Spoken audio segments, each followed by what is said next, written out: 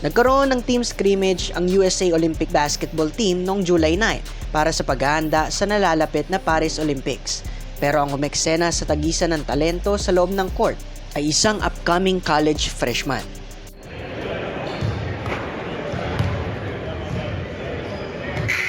Parte ng paghahanda ng Team USA para sa nalalapit na Olympics ay ang pagkakaroon ng team scrimmage, na kung saan ay nakaharap ng Team USA ang Team Select na binubuo ng ilang mga NBA Rising Stars.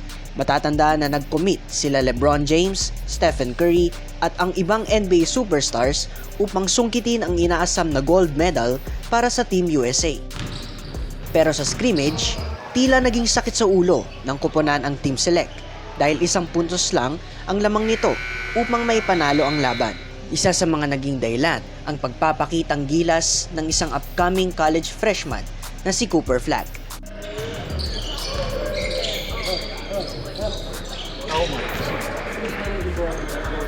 Oh my god. Cooper Flagg, dude. He missed like 2 shots.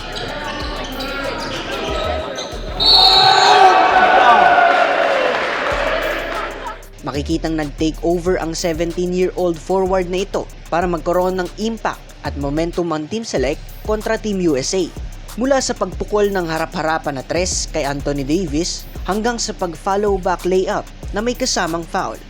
Maraming napahanga sa ginawang ito ni Flagg. Isa na rito ang Orlando Magic head coach na si Jamal Mosley, na siya ring nag-coach ng Team Select. At ang NBA superstar na si Devin Booker ay nagbigay rin ng komento sa ginawang performance ni Flagg.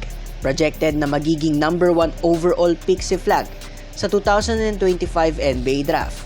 Pero kailangan na muna nito maglaro ng college basketball para sa koponan ng Duke upang mas lalong humasa at maging NBA ready ang 17-year-old forward.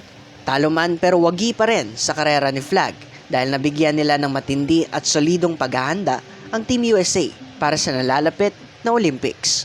At kung nagustuhan ninyo ang balitang ito, please like, comment, and subscribe para sa iba pang mga diskusyon sa larangan ng basketball.